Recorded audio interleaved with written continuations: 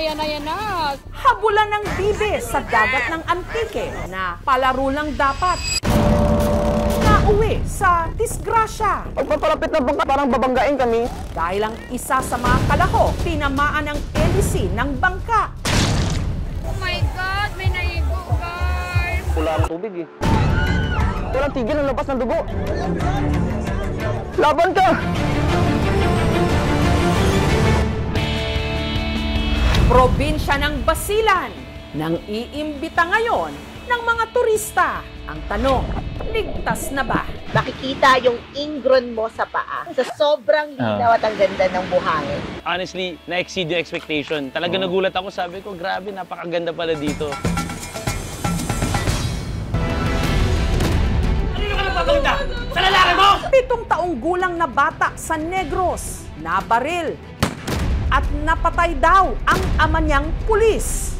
Yung isang anak niya, lumabas na ng bahay nila. Sabi niya lang na pinatay niya daw yung papa niya para wala ng gulo. Sa Cebu naman, may isa pang aksidente di umanong nabaril sa loob din ng kanilang bahay. Pagbuta ito, mamati pagamatan ako. Yan igawas ko, paggawas na ko, pagtanan ako si Jacqueline na may dugos na. Mato, nidagan ko sa gawas. Bakit nangyari ang mga ito sa loob pa mismo ng tahanan?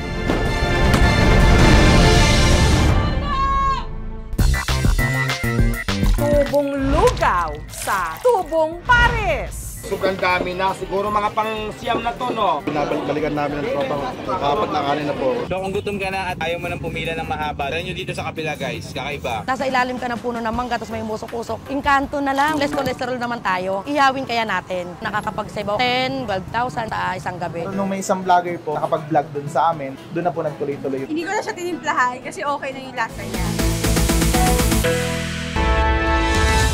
Tubig everywhere sa Bantayan Island sa Cebu. Pero bakit tubig a problem pa rin?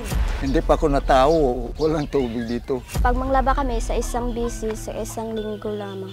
Maalat po siya kasi kapos kalaga kami sa pira. Kailangan pang mangibang isla ng mga residente para lang mag-igib. Pero may batsyag na ang akong mata sa kainit. 40 naman ang bayad, 30 naman rin ako, kwarta.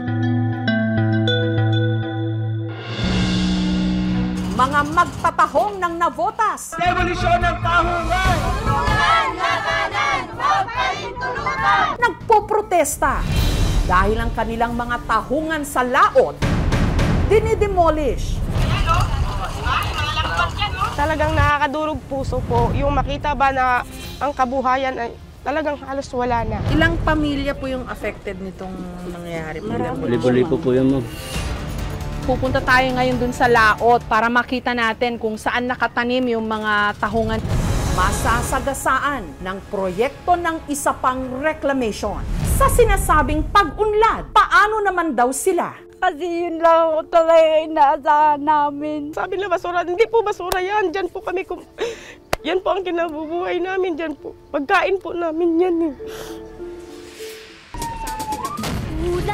What was that?